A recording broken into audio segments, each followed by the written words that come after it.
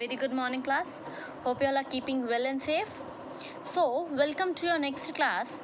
Today, we'll be starting with your poem, that is The Road Not Taken. This poem is written by Robert Frost. Now, this well-known poem is about making choices and the choices that shape us. ये जो poem है normally आपकी choices के बारे में बताया है. जैसे कि हमारे पास एक या दो, जब अगर हमारे पास कोई दो चीज़ होती है तो हम उसमें से choices करते हैं. तो इस जो बहुत ही फेमस पोएम है और ये इस पोएम में जो पोएट है हमारे रॉबर्ट फ्रॉस्ट, उन्होंने चॉइसेस के बारे में बताया. And the choices that shape us. और कैसी चॉइसेस उन्होंने बोली है? ऐसी चॉइसेस जो हमें शेप करती हैं, मतलब हमें बनाती हैं, या तो बहुत कुछ अच्छा बनाने के लिए, जैसे हमें मॉडिफाई करने, हमें किसी चीज़ का इनोवेट करने के लिए जो हमारी ऐसी चॉइसेस होती हैं. Robert Frost is an American poet who writes simply but insightfully about common ordinary experiences. जो रॉबर्ट फ्रॉस्ट है वो एक अमेरिकन पोएट हैं जो बहुत ही सिंपली इंसाइटफुली लिखते हैं बहुत ही कॉमन और ऑर्डिनरी एक्सपीरियंसेस के बारे में. अभी जो सारी पोएट है उन्होंने ये जो द रोड नॉट टेकन, उन्होंने अगर इस पोएम का टाइटल देखें द रोड नॉट टेकन, तो नॉर्मली उसका मतलब क्या है? ऐसी रोड जो उन्होंने कभी चुनी ही नहीं. नॉट टेकन मीन्स उस रोड पे कभी गए ही नहीं है, वो रोड उन्होंने चुनी नहीं. तो उन्होंने ऐसी रोड के बारे में लिखा है कि द रोड नॉट टेकन. अब उनके पास नॉर्मली दो चॉइसेस थे, उस चॉइसेस में से उन्होंने एक चॉइसेस को एक्सेप्ट किया और दूसरी चॉइसेस जो उन्होंने ली ही नहीं, जो उन्होंने टेकन नहीं की रोड, उसके बारे में उन्होंने इस पोएम में डिस्कस किया है. Now will be starting with the stanza. One stanza will going to see. Two roads diverged in a yellow wood. In sorry, I could not travel both.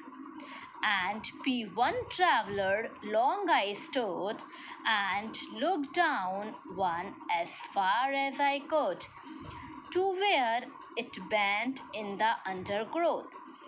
देख नाउ यहाँ पे सी देखिए, डाइवर्ज मतलब होता है किसी भी चीज़ों से अलग होना. डाइवर्ज मतलब दो अलग अलग टुकड़ों में उसे बांट देना. Now two roads diverged in a yellow wood. अब जो ये सारी 4 लाइन्स हैं, इनमें जो पोएट हैं वो कहते हैं कि वो एक जंगल के जो एक फॉरेस्ट है उसके बीच से चल रही थी. मतलब उन्होंने बताया कि two roads diverged in a yellow wood. Yellow wood मतलब ऐसा फॉरेस्ट जहाँ की पत्तियाँ क्या है, पीली पड़ चुकी हैं, है ना. जो उनको ऐसा लग रहा है कि जो पूरा फॉरेस्ट है वो कैसा है, येलो वुड मतलब ऐसे कि पीला पड़ा हुआ है, उसकी जो लकड़ियाँ हैं वो वैसे क्या हो, पीली सी पड़ चुकी हैं. तो उन्होंने जो ये इन लाइन्स हैं उन्होंने कहा, हमारे जो पोएट हैं वो कहते हैं कि वो जंगल के बीच से चल रहे थे जहाँ सभी पेड़ों की पत्तियाँ क्या है, पीली पड़ चुकी थी. और इस जो ट्रैवलिंग जो के दौरान जो वो एक ऐसे स्थान पर पहुंचते हैं जहां से रास्ता 2 भागों में बट जाता है. मतलब वो इस जंगल के बीच से चलते चलते वो एक ऐसे पाथ पर जाके पहुंचते हैं जहां से जो 2 रोड्स हैं डाइवर्ज हो जाती हैं. मतलब 2 रास्ते कट जाते हैं, 2 रोड्स बीचों रास्ते से जाते हुए 2 रास्ते हैं जो वो आपस में क्या हो जाते हैं, बट जाते हैं या कट जाते हैं. अब जहाँ से रास्ता 2 भागों में बट जाता है और वहाँ जैसे ही वो रास्ता क्या 2 भागों में बट जाता है तो कभी क्या सोच में पड़ जाते हैं कि मैं कौन से रास्ते में जाऊँ और कौन से रास्ते में नहीं, क्योंकि वो सिर्फ एक अकेले ट्रैवलर होते हैं, क्योंकि वो सिर्फ एक अकेले ट्रैवलर होते हैं.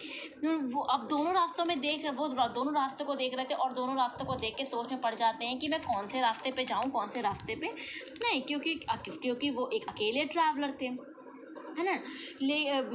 और इसी वजह से वो दोनों रास्तों में एक साथ नहीं चल सकते. उन्हें दोनों में से कोई एक रास्ते में चलना पड़ेगा. और इसीलिए क्योंकि वो सिर्फ एक सिंगल ट्रैवलर है ना, उन्होंने बोला ना, and be one traveller long I stood. क्योंकि मैं एक सिंगल ट्रैवलर हूँ, मैं एक समय में दोनों रास्तों में नहीं चल सकता, मुझे दोनों में से एक रास्ता चुनना पड़ेगा. और उन्हें दोनों में से कोई एक रास्ता चुनना था।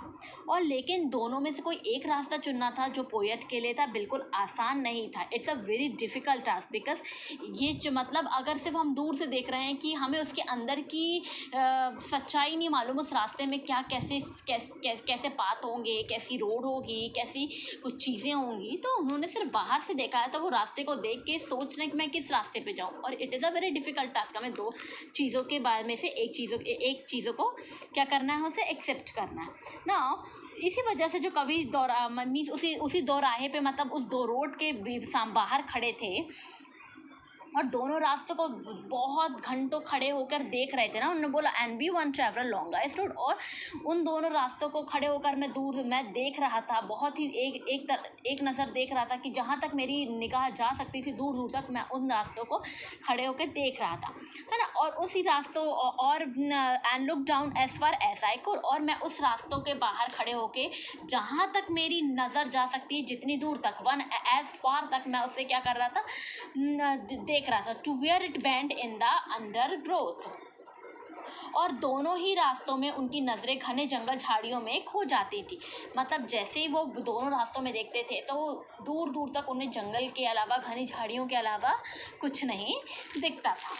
Now then took the other just as fair and having perhaps the better claim, because it was grassy and wanted wear, though as for that the passing there had warned them really about the same. Now उन्होंने बोला then took the other just as fair।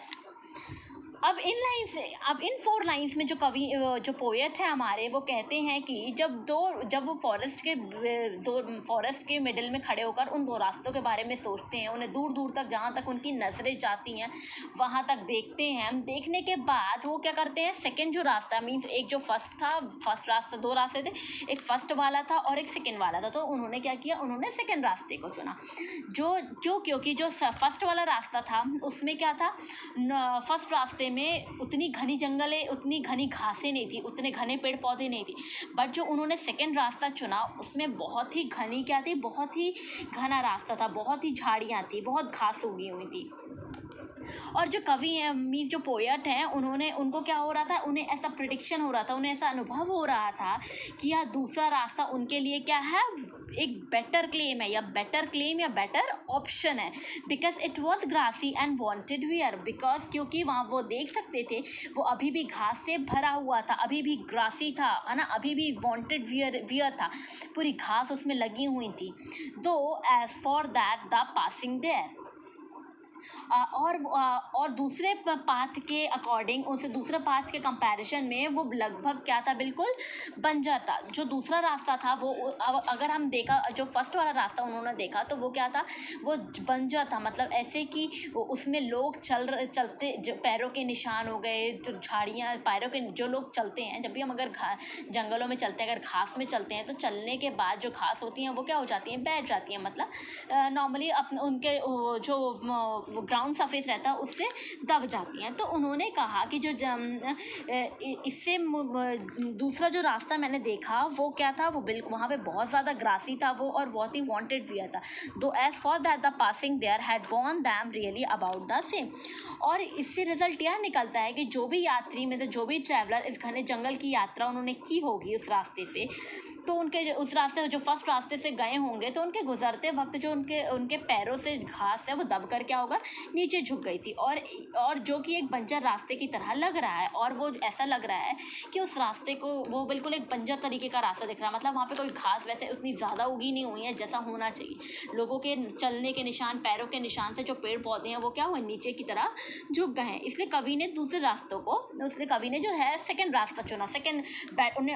उन्हें better लगा, क्योंकि अभी तक उस रास्ते से कोई गुजरा नहीं था, और वहाँ की घासें क्या हुई, हरी भरी थी। ऐसा लग रहा था कि जैसे अभी की घास है, अभी किसी ने लगाया हो उनको। इसीलिए उन्होंने जब दोनों रास्तों के कंपैरिजन में जो सेकंड रास्ता है उन्होंने चुना, क्योंकि उस रास्ते से अभी तक कोई गुजरा नहीं था। Now, and both that morning equally lay in leaves no step had trodden black. Oh, I kept the first for another day, yet knowing how way leads on to way. I doubted if I should ever come back. और फिर जो है इस इन lines में कवि ने कहा, and both that morning equally late,